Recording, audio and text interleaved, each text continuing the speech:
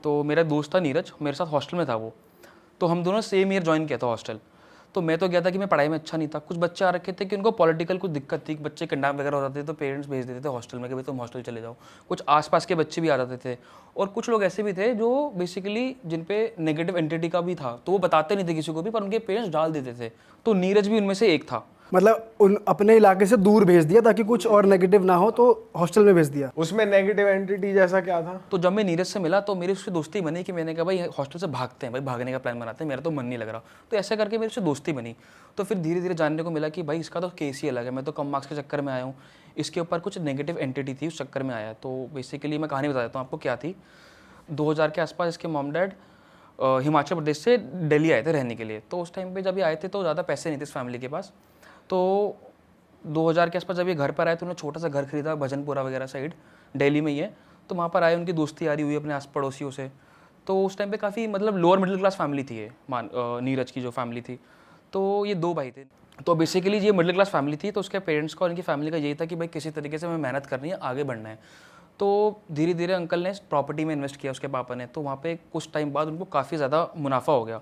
Initially वो एक factory में काम करते थे, वो सैनिटरी पैड्स की फैक्ट्री थी। तो उसमें वो एज अ सीनियर सुपरवाइज़र काम करते थे। जब प्रॉपर्टी में अच्छा खासा फ़ायदा हो गया तो उन्होंने अपनी खुद की फैक्ट्री खरीद ली और खुद की सैनिटरी पैड्स की फैक्ट्री उन्होंने स्टार्ट कर दी। उस प्रॉपर्टी से अच्छा खासा फ़ायदा हुआ उनको, मतलब। तो वो उस टाइम पे उन्होंने प्रॉपर्टी खरीदी, फैक्ट्री खरीद ली और इन दोनों बच्चों को एडमिशन करा दिया इंग्लिश मीडियम स्कूल में, ये हिंदी मीडियम में थे उस टाइम पे। तो बढ़िया मतलब एक ग्रोथ मिल गई थी फैमिली को, मिडिल क्लास से थोड़ा अपर मिडिल क्लास में आ गए थे फैमिली। तो आसपास के लोग भी थे जो जिनको पता लगा इस बारे में।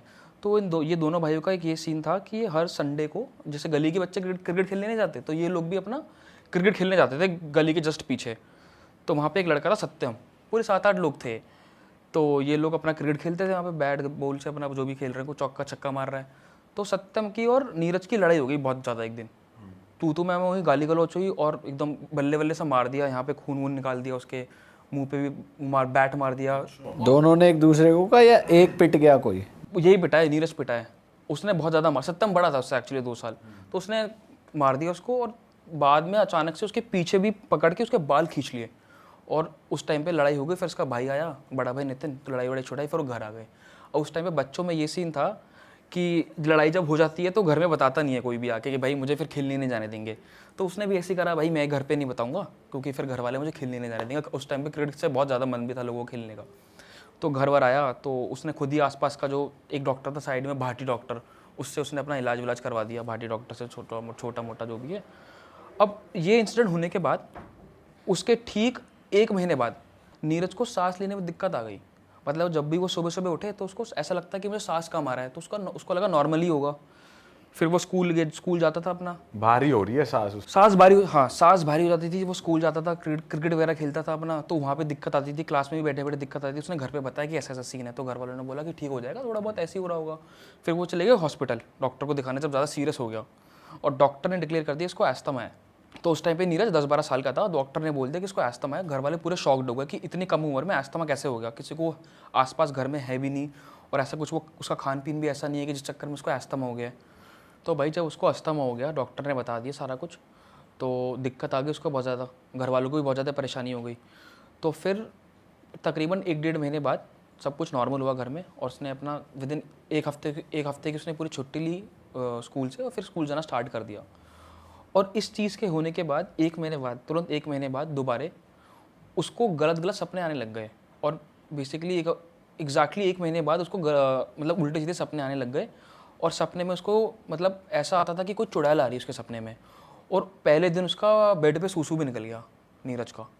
और उसकी मॉम ने बोला भैया अब इतना बड़ा हो गया तो ये सब कैसे हो रहा है सब चीज़ें। तो उसने बताया कि मेरे को गलत सपना आया और ये चीज़ 3-4 दिन तक कॉन्टीन्यूस होती रही। तो उनको अजीब सा लगा कि भाई ऐसा क्यों आ रहा है सपना वगैरह, ये वो। तो फिर उन्होंने सोचा कि डॉक्टर को दिखा देते हैं, पर वो चीज़ ऑटोमेटिकली ठीक हो गई। फिर उसके बाद थोड़े दिनों बाद उसको दौरे पड़ने स्टार्ट हो गए नीरज को। ये एक्चुअल में हुआ नीरज के साथ? एक्चुअल में अब बेसिकली नीरज और उसका बड़ा भाई एक रूम में सोते थे और वो बैठे बैठे उसकी पूरी बॉडी ऐसे ऊपर को हो जाती थी और वो बेडशीट को पकड़ के ऐसे हो जाता था और आँख पूरी ऊपर हो जाती थी। और उसने घर पे बताया उसके बड़े भाई ने रात में कि इसको तो ऐसा ऐसा हो रहा है। वो भी एक बहुत बड़ी दिक्कत घर वालों के लिए। तो फिर उसका दोबारा डॉक्टर का ट्रीटमेंट चला, वो दोबारा प्रोसेस में गया और पूरा उसको 6 महीने लगे इस चीज़ से उभरने में। पर 90% वो रिकवर हो गया। फिर भी उसका थोड़ा बहुत इम्पैक्ट था उसकी बॉडी पे। ये सब चीज़ों का। तो उसके घर वालों को थोड़ा शक हुआ कि भाई मेरे मतलब शायद नीरज के ऊपर किसी ने कुछ गलत तो नहीं कर दिया, क्योंकि मतलब मॉम डैड को तो पता रहता ही है कि काला जादू वगैरह सब चीज़ें रहती हैं, तो उनको लगा, बट उन्होंने फिर भी इस बात को ज़्यादा भाव नहीं दिया। उनका शायद हो भी सकता है और नहीं भी हो सकता, इग्नोर कर दिया इस बात को। फिर कुछ टाइम बाद उसके डैड ने जब प्रॉपर्टी फैक्ट्री खरीद ली थी ना, जब वो फैक्ट्री खरीद ली, उसके डैड कभी कभार रात में इंस्पेक्शन करने जाते थे फैक्ट्री के अंदर काम के लिए। रात में काम का नाइट शिफ्ट लगती थी रात में, तो वो जाते थे इंस्पेक्शन करने के लिए। तो पता नहीं एक रात को मानस ने बोला कि तो एक रात को जो है नीरज ने भी बोला कि मेरे को भी जाना है फैक्ट्री में रात में। अगले दिन सैटरडे था, उसने बोला मेरे को भी जाना है भैया फैक्ट्री में रात को 11 बजे। तो उसने काफ़ी ज़िद करी। उसके पापा ने पहले मना किया भाई मत जा करके, रात का समय है, बट वो माना नहीं। उसने कहा नहीं मेरे को जाना है। तो बेसिकली नीरज और नितिन उसका दोनों भाई चले गए पापा के साथ। और उनकी फैक्ट्री में 3-4 कमरे थे भाई। एक कमरे में वो उसके डैड समझा रहे हैं लेबर्स को कि भाई ये ऐसा ऐसा करना है, ये प्रोजेक्ट है जो भी है, इतने पीस करने हैं। सैनिटरी पैड्स की फैक्ट्री थी, तो समझा रहे थे। एक रूम में उसको लेबर को समझा रहे हैं, उस रूम में दूसरी मशीन रखी है। अब जो तीसरा रूम था राइट में, उसमें एक मशीन रखी थी जो कि नीरज के साइज हाइट से 3 गुना बड़ी थी। अब उस पर कोई भी जब भी वो कटिंग मशीन थी बेसिकली, उस पर कोई भी काम करता था ना आके, तो बहुत प्रिकॉशन से काम करता था, कि बहुत ब्लेड वगैरह थे, रोलर वगैरह थे उस मशीन के अंदर। तो वो चला गया, उस मशीन के जस्ट सामने खड़ा हो गया जाके। अब उस मशीन में 3-4 बटन थे, एक ऑन ऑफ फॉरवर्ड का रिवर्स का। तो वो जाके रोलर के सामने खड़ा हो गया मशीन के सामने। उनको लगा लेबर को कि भाई खड़ा हुआ है, कोई दिक्कत नहीं है। उसने क्या करा, रोलर के बीच में अपना हाथ डाल दिया ऐसे करके, और हाथ डालने के बाद तुरंत ऑन कर दी मशीन, खुद ही ऑन कर दी। और ऑन करने के बाद वो मशीन ऐसी थी कि 1 सेकंड में 2 बार रोल होती थी। अब वो उसमें घुस गया, और जब वो अंदर घुस गया तो वो रोल होने लग गया। आसपास के सब लोग देखने लगे, लेबर चिल्लाने लगी। उसके फादर भाग के आए उस वाले रूम से, देखा तो खून वून वहाँ पे टपका पड़ा। उसके पापा ने हड़बड़ी में ऑफ की जगह रिवर्स वाला बटन दबा दिया। अब जब उन्होंने रिवर्स वाला बटन दबाया तो वो उस मशीन ने उसको उल्टा फेंक के मारा। जब उसको उल्टा फेंक के मारा तो उधर बहुत सारी कीलें रखी हुई थी, क्योंकि सैनिटरी पैड की वो मशीन थी, तो कीले वगैरह भी रखे रहती थी कोने में। वो जाके गिरा कीलों पे, वो कीले भी उसकी पूरी बॉडी पे एकदम आ गई, फेस वगैरह पे पूरा उसका लग गया कील, और वो एकदम वहाँ जाके गिर गया। उसका जो राइट हैंड जो था वाला, वो पूरा कट हो गया यहाँ से, चेस्ट से लेके यहाँ तक पूरा कट हो गया, 90% पूरा कट ही हो गया। और मांस वास भी साइड में गिरा पड़ा था वहाँ पे, खून। तो भाई डॉक्टर ने मना कर दिया कि 80-90% हाथ कट चुका है इसको हाथ को कटवा दो आप। तो उसके पापा ने इंसिस्ट किया कि नहीं भाई आप इसको पूरा ट्राई करो और हाथ जोड़ने की पूरी कोशिश करो। तो उसका जो मांस निकला हुआ था ना बाहर, पूरा अंदर लगाया, हाथ जोड़ा। फाइनली उसको 1.5 साल लगा हाथ को रिकवर होने में। और आज भी उसका जो राइट हैंड है ना, अपने लेफ्ट हैंड से 2 इंच लंबा है, ये चीज़ हो रखी है। और डॉक्टर ने तो मना कर दिया था कि हाथ में जोड़ देता हूँ पर ये मूव नहीं होगा। तो 1.5 साल तक उसको फिर ट्रीटमेंट वगैरह दिया, एक्सरसाइज वगैरह कराई, उस चक्कर में उसका हाथ चल पा रहा है आज के दिन में अच्छे तरीके से, बट 1.5 साल लग गया पूरा रिकवर होने में। अब ये सब कुछ चीज़ें हो गई। अब उस बीच जब वो घर बार आया ना, तो दिवाली का माहौल चल रहा था। तो उसकी मम्मी ने, अब दिवाली के टाइम पे हमारे घर में भी सब लोग साफ़ सफाई करते हैं, तो उसकी मॉम देख रही कि जो नीरज का गद्दा है जहाँ पे सोता है, वो मैट्रेस निकाला तो मैट्रेस के नीचे राख रखी हुई, लाल कपड़े के अंदर बंद हुई। अब वो घबरा गई कि ये राख किसने रखी यहाँ पे। अब वो समझ गई किसी ने ब्लैक मैजिक तो पक्का ही करवा रखा है, क्योंकि अंदर राख मिलना मतलब कि वो घर वाला तो कोई रखेगा नहीं, तो या तो कोई गेस्ट आया हो, आस पड़ोसी आया हो, कोई दूर का रिलेटिव आया हो, तो वो समझ गई थी कि ब्लैक मैजिक तो हो रखा है डेफिनेटली, क्योंकि सारे डॉट्स मैच हो गए थे। उसका पहले अस्थमा हो गया, फिर उसका हाथ टूट गया, उसके बीच में उसको दौरे आने स्टार्ट हो गए, तो वो समझ गई थी कि कुछ प्रॉब्लम है। तो उनकी मम्मी की एक फ्रेंड थी जिनका कॉन्टैक्ट था असम के अंदर।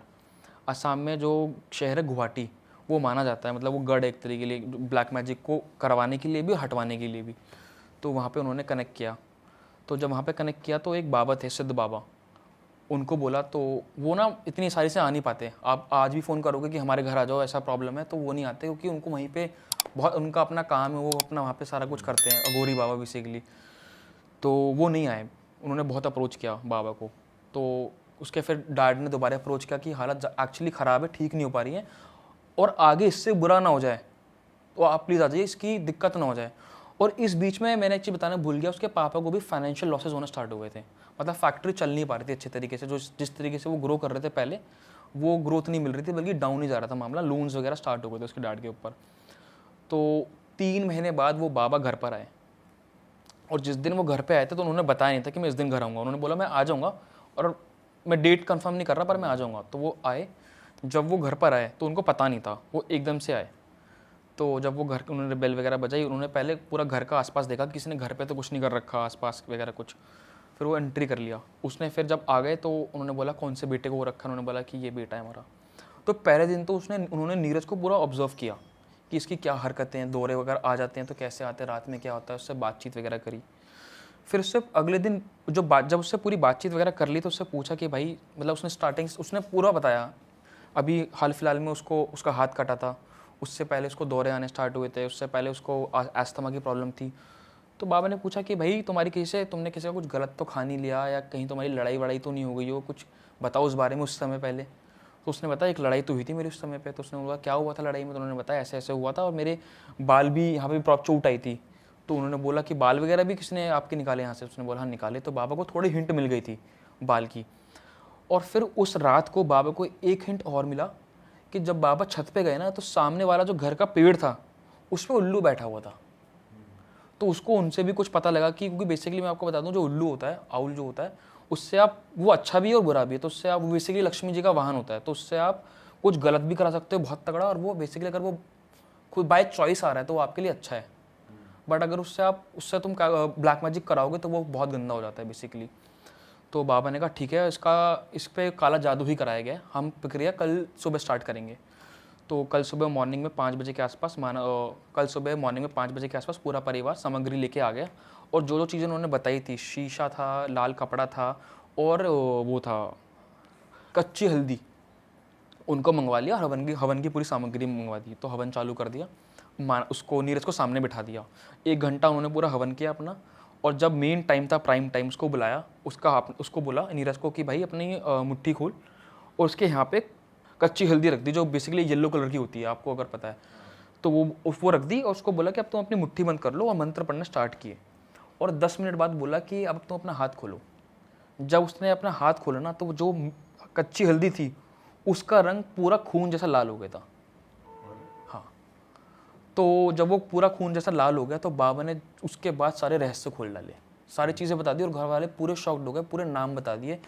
तो बाबा ने सीधे बोला कि एक लड़का है सत्यम, जिसने तुम्हारे बालों से काला जादू करा है, और उसका बाप एक तांत्रिक है।